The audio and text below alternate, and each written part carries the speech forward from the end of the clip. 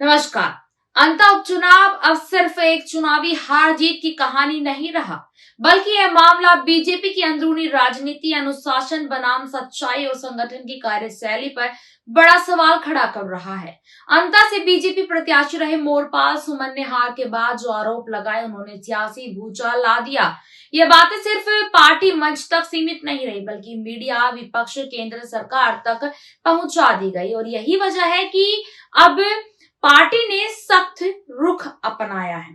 Rajasthan BJP के प्रदेशाध्यक्ष और राज्यसभा सांसद मदन राठौड़ ने मोरपाल सुमन को कारण बताओ नोटिस जारी किया है। नोटिस में साफ साफ कह दिया गया है कि अंतः उपचुनाव 2025 को लेकर पार्टी के कई वरिष्ठ पदाधिकारियों और जिम्मेदार नेताओं पर बिना किसी तथ्य, प्रमाण और साक्षी के गंभीर आरोप लगाए गए। इन आरोपों को सार्वजनिक करने से पार्टी की छवि को नुकसान पहुंचा है और यह आचरण पार्टी संविधान के तहत अनुशासनहीनता की श्रेणी में आता है। नोटिस में यह भी उल्लेख किया गया है कि बीजेपी के संविधान में यह स्पष्ट प्रावधान है कि कोई भी कार्यकर्ता या नेता अपनी शिकायत पार्टी के सक्षम मंच पर मौखिक या लिखित रूप में रख सकता है। लेकिन मोरपाल सुमन ने इस प्रक्रिया का पालन नहीं किया और सीधे सार्वजनिक मंचों पर आरोप लगाए। इसी आधार पर उनसे 3 दिन के भीतर लिखित स्पष्टीकरण मांगा गया। चेतावनी ये भी है कि अगर तय समय सीमा में जवाब नहीं दिया गया तो माना जाएगा कि उन्हें अपने आरोपों के समर्थन में कुछ नहीं कहना है। सवाल अब ये उठता है कि क्या मोरपाल सुमन जैसे अनुभवी नेता बिना किसी ठोस वजह के इतने बड़े आरोप लगा सकते हैं? समर्थकों का कहना है कि अगर आरोप झूठे होते तो पार्टी को पहले उनकी जांच करनी चाहिए थी। उनका तर्क है कि सच बोलने वालों को अनुशासनहीन कह देना आसान है, लेकिन सवालों के जवाब देना जो है कठिन है। मोरपाल सुमन का दावा है कि उन्होंने अंतः उपचुनाव में हुई कथित गड़बड़ियों की जानकारी सबसे पहले पार्टी के भीतर रखी थी। जब वहां से कोई सुनवाई नहीं हुई तो उन्होंने मजबूरी में ये बातें ऊपर तक पहुंचाई। उनका ये भी कहना है कि चुनावी नतीजों ने खुद कई संदेह पैदा किए हैं। हार जीत का अंतर इतना कम रहा कि सवाल उठना स्वाभाविक है। साथ ही साथ अंतः उपचुनाव के आंकड़ों पर नजर डाले तो मुकाबला बेहद ही करीबी रहा।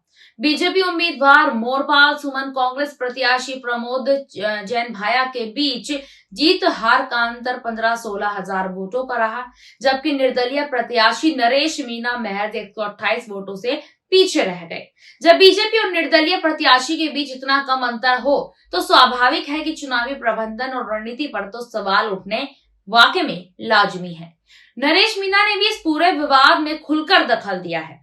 उन्होंने सोशल मीडिया पर बयान जारी कर बीजेपी नेतृत्व पर निशाना साधा और कहा कि अंत में जो भी आरोप लगाए गए हैं वे अचानक से पैदा नहीं हुए हैं। उनका दावा है कि हाड़ौती क्षेत्र में राजनीतिक समझौते और अंदरूनी सेटिंग किसी से छुपी नहीं है। नरेश मीणा का सवाल है कि अगर आरोप गलत है तो पार्टी निष्पक्ष जांच क्यों नहीं करती?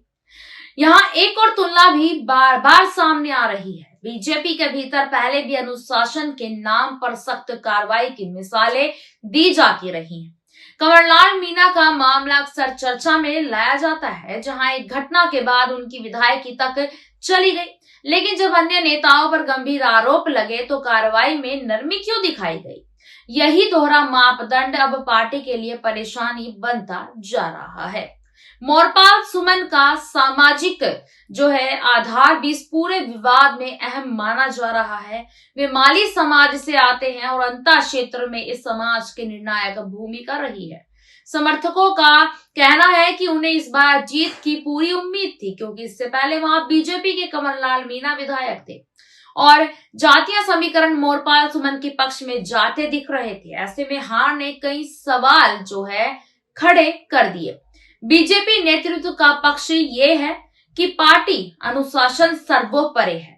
संगठन के मुताबिक अगर हर नेता सार्वजनिक मंच पर अपनी ही पार्टी पर आरोप लगाने लगेगा तो संगठनात्मक ढांचा कमजोर होगा। और यही वजह है कि मोरपाल सुमन के खिलाफ नोटिस जारी कर यह संदेश दिया गया कि पार्टी लाइन से बाहर जाकर बयानबाजी बर्दाश्त नहीं की जाएगी। लेकिन आलोचकों का कहना है कि अनुशासन और सच के बीच फर्क होना चाहिए। अगर कोई नेता तथ्यों के साथ शिकायत कर रहा है तो उसे दबाने के बजाय उसकी बात सुनी जानी चाहिए, वरना ये संदेश जाएगा कि पार्टी में सिर्फ जी हजूरी करने वालों की चलती है और सवाल उठने वालों का अनुशासनहीनता ठहरा दिया जाता है। इसी बीच अब सबसे बड़ा जो अहम मोड़ ये है कि आने वाले 3 दिन में मोरपाल सुमन क्या कदम उठाते हैं। क्या वे अपने आरोपों के समर्थन में दस्तावेज, प्रमाण और तथ्य पेश करेंगे या फिर राजनीतिक दबाव के आगे झुकते हुए सफाई देकर मामला शांत करने की कोशिश करेंगे। यह फैसला न सिर्फ उनका भविष्य तय करेगा बल्कि बीजेपी की आंतरिक राजनीति की दिशा भी दिखाएगा। इसके साथ ही साथ यहाँ पर यह सवाल भी चर्चा में है कि क्या मोरपाल सुमन और नरेश मीणा भविष्य में किसी साझा सियासी मंच पर आते हैं। नरेश मीणा पहले से ही खुद को सिस्टम के खिलाफ बोलने वाला नेता बता रहे हैं। अगर दोनों एक सुर में बोलते हैं तो यह बीजेपी के लिए नई चुनौती बन सकता है। कुल मिलाकर अगर देखा जाए तो अंतः उपचुनाव का यह विवाद अब एक स्थानीय मुद्दा नहीं रहा। यह राजस्थान की राजनीति, बीजेपी की संगठनात्मक संस्कृति और आने वाले चुनावों की रणनीति से सीधे जुड़ गया है। यह देखना दिलचस्प होगा कि पार्टी सच्चाई की जांच का रास्ता चुनती है या अनुशासन के नाम पर मामले को बंद कर देती है। अब फैसला सिर्फ मोरपाल सुमन के जवाब का ही नहीं है, बल्कि ये भी तय करेगा कि बीजेपी सवाल उठाने वालों को कैसे देखती है, अनुशासनहीन के रूप में या फिर सच बोलने वाले के तौर पर। इस पूरी रिपोर्ट पर आपकी क्या राय है, कमेंट सेक्शन में हमें बताइएगा जरूर। नमस्कार।